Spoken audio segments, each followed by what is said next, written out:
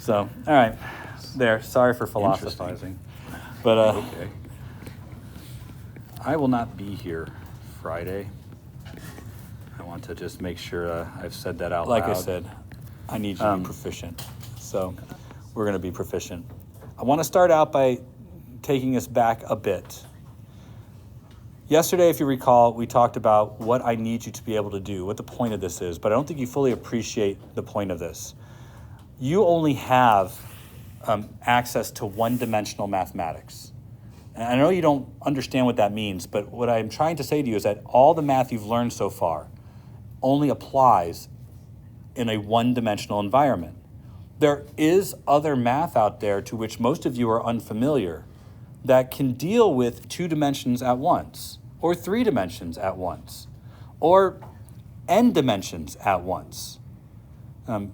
People who work in video games and design 3-dimensional computer environments understand that there is a language that you can speak with the computer that will do transformations in 3 dimensions. It's 3-dimensional math. It starts with representing vectors as matrices and then doing matrix manipulation on those numbers to basically do calculations on the 3-dimensional vector all at one time. You don't have that skill set. And it's not taught in high schools generally. And for most of you, the extent of your skill set may be to use matrices to solve something like a set of linear equations. That's probably likely. Maybe learn Cramer's rules or row echelon elimination or something like that. But there's more powerful math out there. There's always a math that has been created to serve a function that is necessary or at least solve a problem. So we have to make do with the math that we have, which is one-dimensional. And part of the reason I bring this up is one of your first tasks in dealing with trig isn't about the trig so much, but about choosing appropriate reference points. Why do you think I've spent 3 lessons discussing reference with you if I didn't think that there was a good reason for you to understand reference? I want you to imagine a problem where you might have a wagon on the ground and you're going to pull on the handle. Well, part of your effort to pull on the handle pulls the wagon forward, but part of your effort pulling on the handle pulls it upwards too. Pulling it upward reduces the contact between the wagon and the ground, making it easier to pull. But of course, you want the wagon to go sideways, so you also want your effort to be used there as well. There's probably a place where it's maximally efficient, an angle that works best, but you can only work the problem one dimension at a time. These dimensions may be connected together, but you'll have to figure out how much of your pulling force is acting in this direction and how much of your pulling force is acting in that direction. Moreover, you'll have to choose reference for measuring that, like what is this angle? That angle is being made relative to, say, the x direction. But your job is to apply the reference to your problem. So like it makes sense right now that maybe if I have to break this up, I would find out how much of that force is in the x direction and how much of that force is in the y direction. That makes perfect sense, I think, to all of you. Unless, of course, this whole thing was like on a ramp. Well, would you want to then figure out the forces relative to this x direction or this x direction? You see, your first step in a problem is to determine the appropriate reference for the problem. How do you want to break your vectors up to maximize your job at studying the problem? And we have to answer those questions.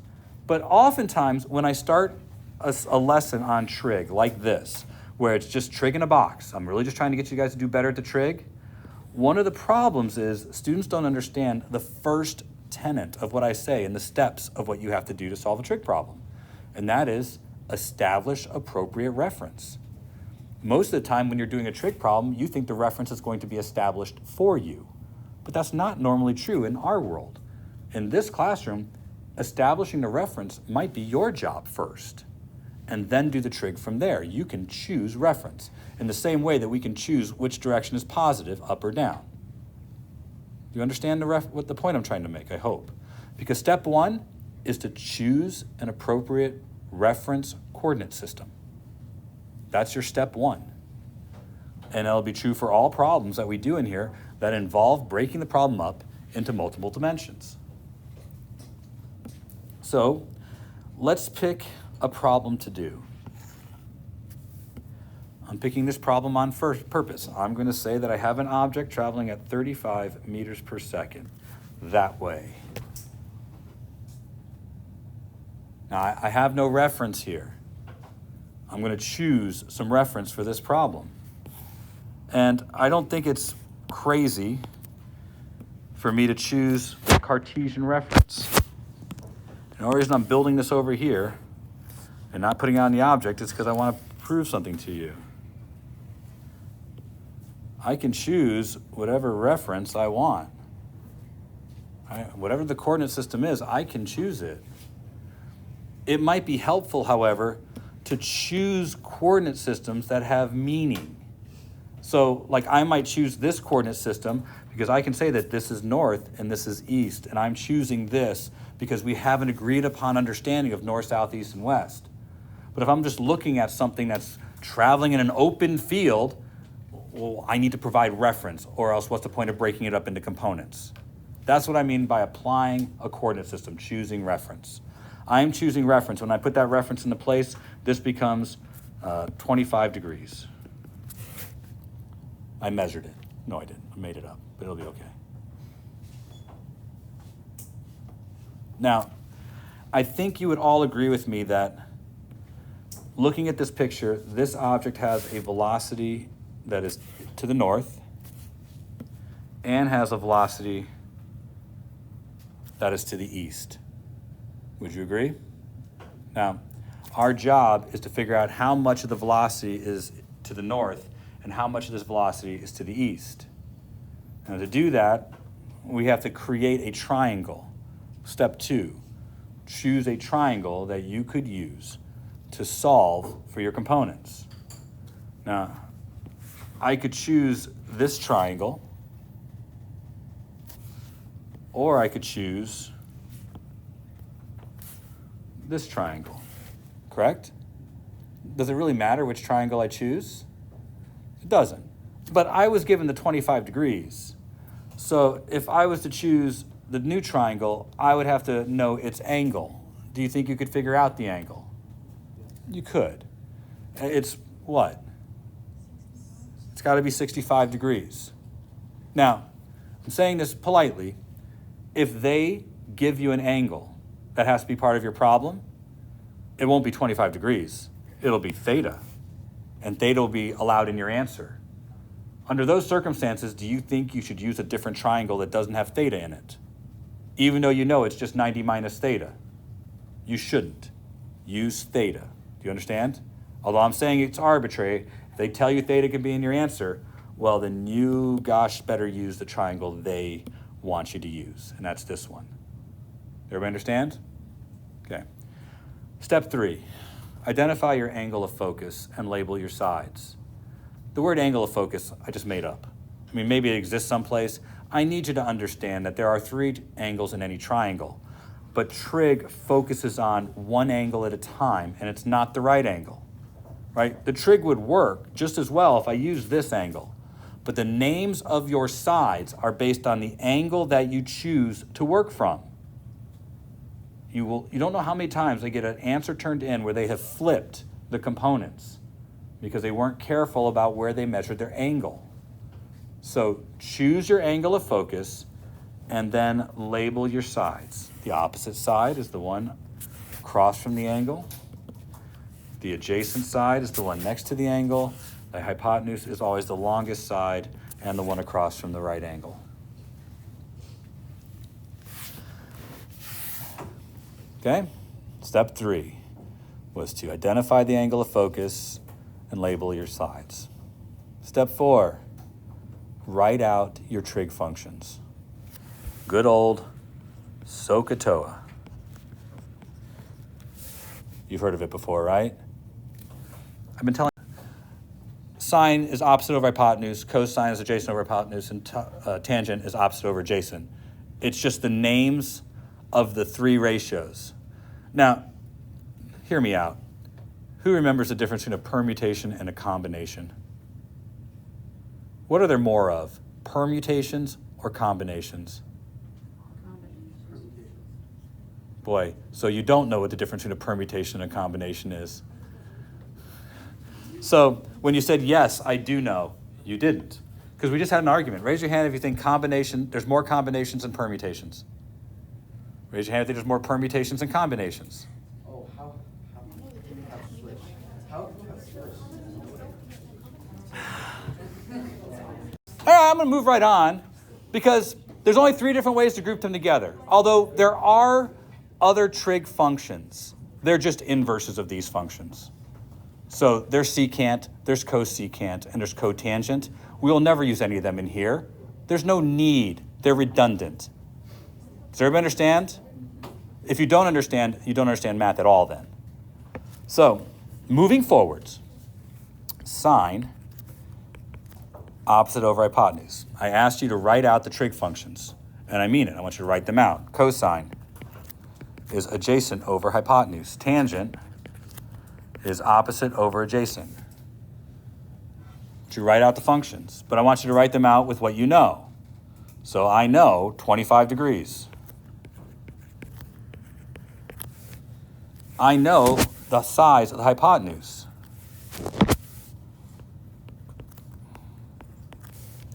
So step 4, write out your trig functions. Now, in your steps, draw a line, because there's a branch here. There's a fork in the road. You have to pick one direction or the other. Everybody understand? So we're going to come back and do this in a minute. Again, but you have to choose a side. This is either an angle side problem or a side problem. Meaning you're either been given an angle and a side or you've been given 2 sides. There's 2 different things to do depending on what you've been given. This is an angle and a side. So we're going down the road that has angle and side on it. Got it? So we will come back in a minute and do this again when we have a problem that has 2 sides. So the next step, which will be step 5, stop, check your calculator, make sure it's in degrees. This class will be in degrees for sine, cosine, and tangent. This is the only part in the whole process where you have to care about whether your calculator is in degrees or radians. We will always do this kind of stuff in degrees. If you don't know how to change it, mode button. That works for most TIs. Or you have a DRG button, because there are other ways to measure angles besides degrees and radians. There's gradient, which basically makes the angle a percentage. So roads are measured under gradient. So a 45-degree angle is a 50% graded road. All right. Step 6, after you've made your calculator in degrees, compute all 3 ratios. So I mean, find the sine of 25 degrees. That's the ratio, 0.4226. Cosine, 25 degrees, 0.9063. Tangent, 25 degrees, 0.4663. Compute all 3 ratios. Now, once you've done that, you should have a pathway to figure out the individual sides. There will be 2 ratios where there's enough information for you to figure out the missing sides. In this case, it's this one and this one. You'll have to look at your specific case. So, I have a method to do that. Looks to me like the opposite side is going to be 35 times 0.4226.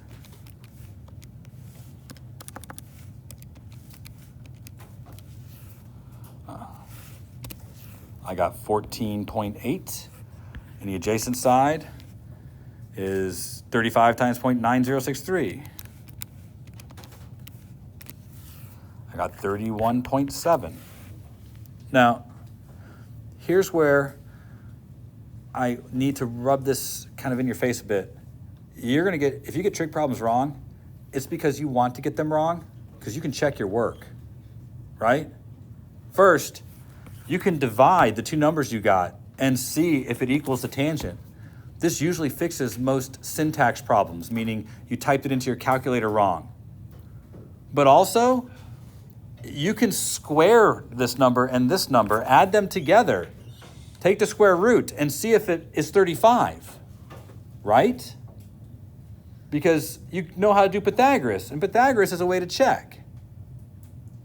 So getting these wrong often is because you are in a hurry or don't want to check your work. You can check your work. You need to get these right. And here's the problem. Although I have taken 15 minutes to show you how to do this, way longer than it should take you to do it, you have to remember what it is you were doing this in the first place for, right? This had some meaning. And if you don't remember the meaning, this whole thing was pointless. So remember the meaning. The velocity to the east is 14.8, 14.8 meters per second. And the velocity to the north is 31.7 meters per second. There was a reason you were doing this, and you have to remember what the point was. That's what I meant when I said to you, some of you are going to expend all your mental energy doing the trig and not have anything left to remember what the problem was about. Good so far? Do me a favor. You're going to help me out, okay? Square this number. Square this number. Add them together.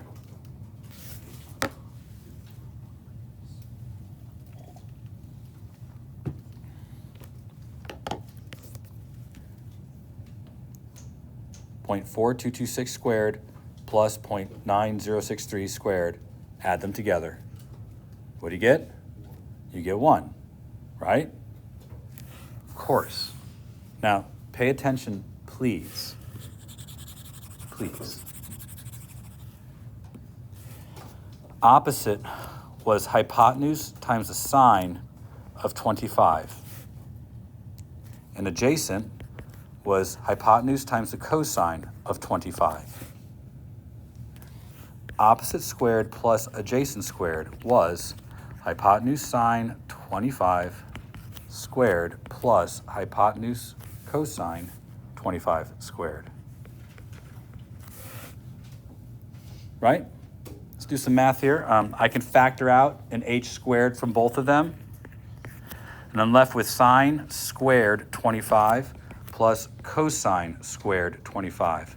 By the way, I know some of you don't know this, and I'm putting it in your face right now. When you square a trig function, the square goes after the sine, not after the angle. Okay, this is to let us know we're not squaring the 25, we're squaring the trig function. Does everybody understand that? Make sure you know that, because I will use that. And you just proved that sine squared plus cosine squared equals 1, right? You just did it yourself. Do you think that depends on the fact that it's 25 degrees? It does not. So, first thing I want you to know is you can prove the Pythagorean theorem. Second thing, you now know something. Sine squared of theta plus cosine squared of theta equals 1.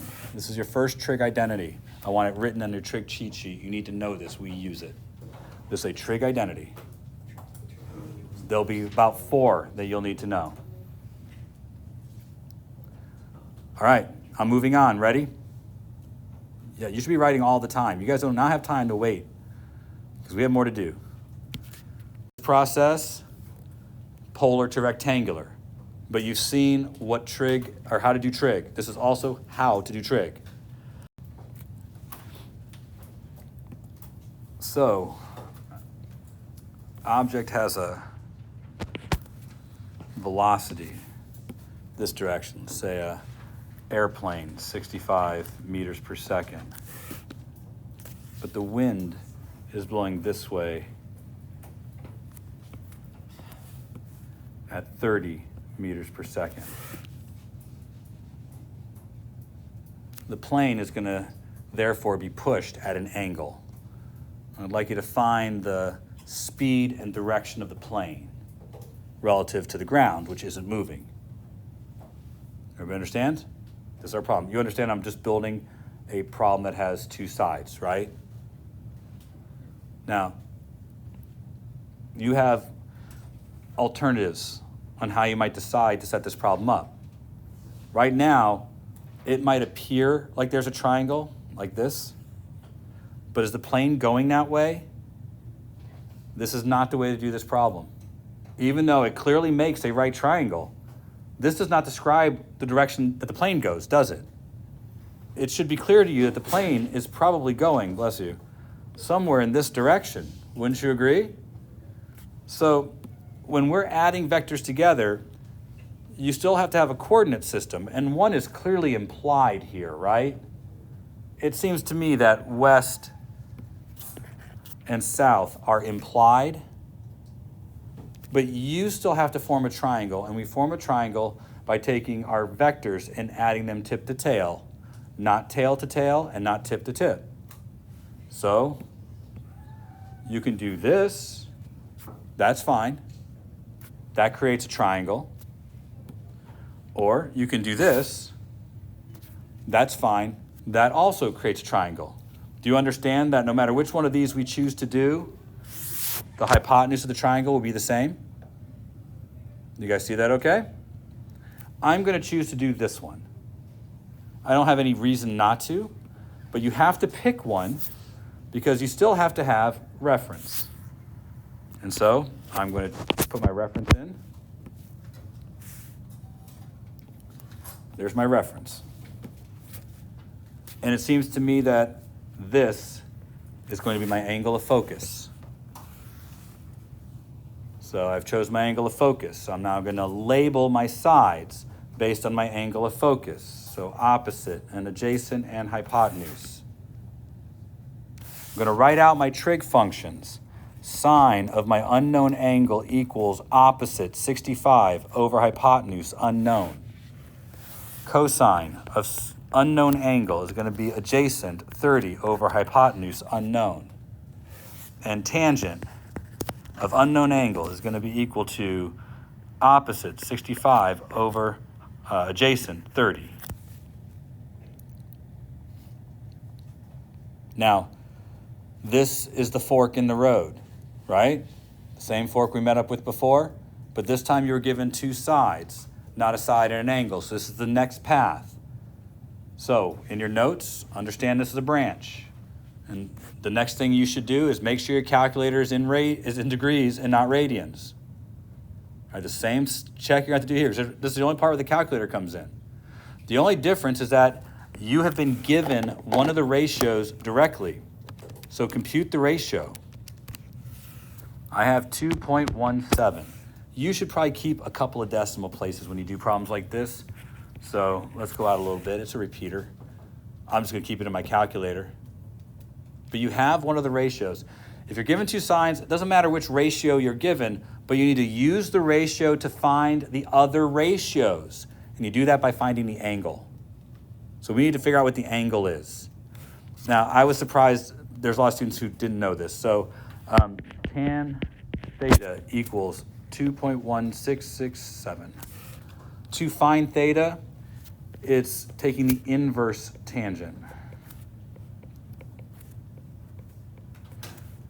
Some calculators say arc tangent, but those are usually older ones. Right? We're taking the inverse tangent of both sides. This should return the angle. So when I do that, for me it's second function tangent. Yours is probably something similar. I get 65 degrees. That means all of these angles are 65 degrees.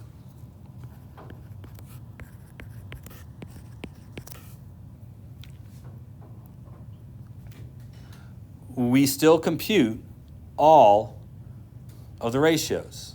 I know you can find the hypotenuse with what was given to you, but I told you I was training you on how to do trig. We can find the hypotenuse by using trig. And so I want you to know how to do it. So we compute all of the ratios. So the sine of 65.22 is 0.9080. I go out 4 places for stuff like this. You should too, or just leave it in your calculator register. Cosine is 0.4191. Right? I took the angle, 65.22, plugged it into my calculator, and computed all the ratios. there should be a pathway to find your missing side. There's two of them, aren't there?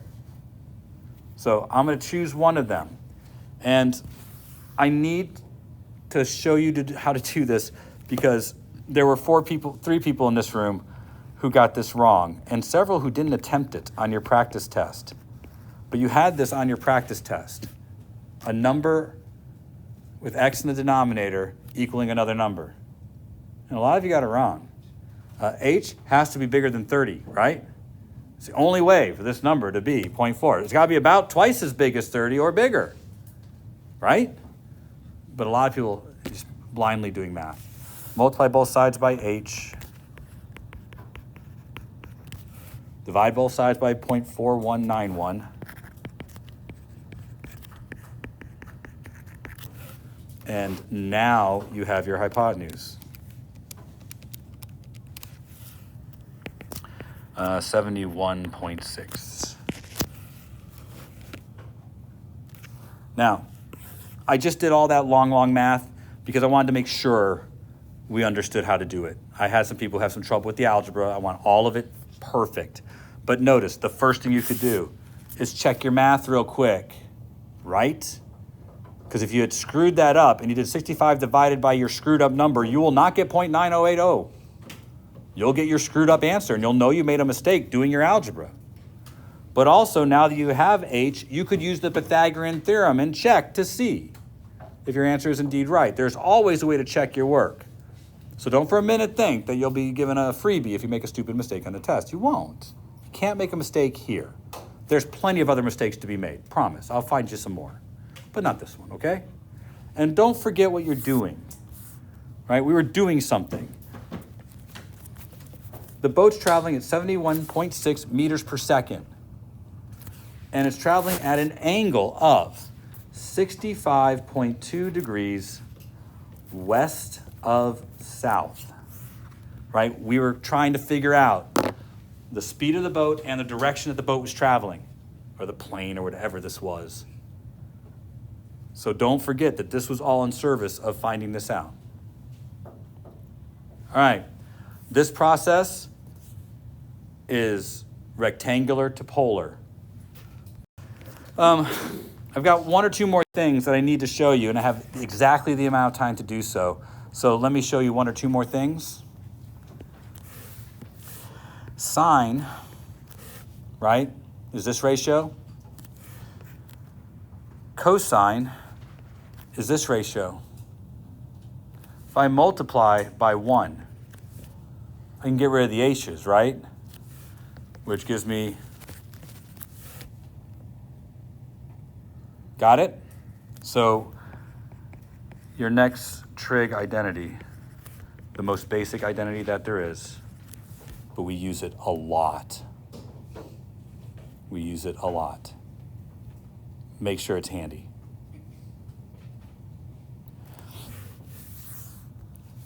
Has anybody, I did this different in third period and it did not go the way I'd like. It was just too laborious. So I'm just gonna ask you if you've seen this before.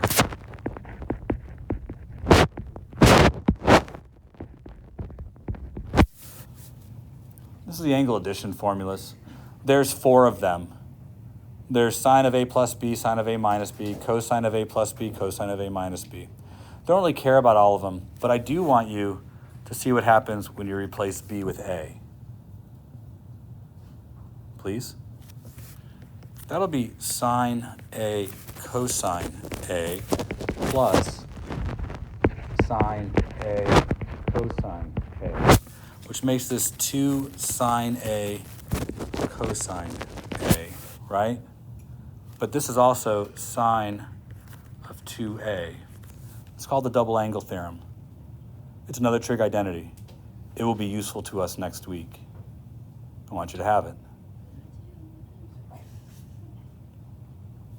There's lots of trig identities. We've reached the end. Tomorrow it's back to business. Got it? Because remember, we have a goal in mind.